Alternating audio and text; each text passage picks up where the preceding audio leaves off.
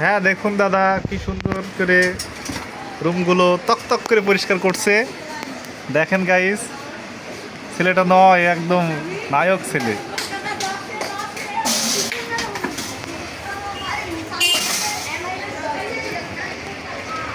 কালকে রাত হয়ে গেছে, বাসায় ফিরতে এসে দেখে যে ময়লা, যার কারণে দ্রুত এসে আগের দোকানটা পরিষ্কার করে নিয়ে তারপরে বেচা বিক্রি শুরু করবে।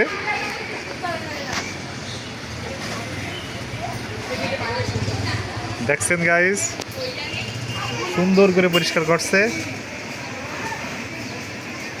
যে কাজটা মেয়েরাও পারে না সে কাজটা দাদা পারে। দাদা আপনার অনুভূতি কি বলেন?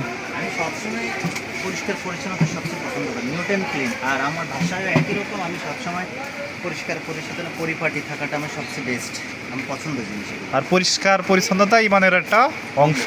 ঠিক, গুড।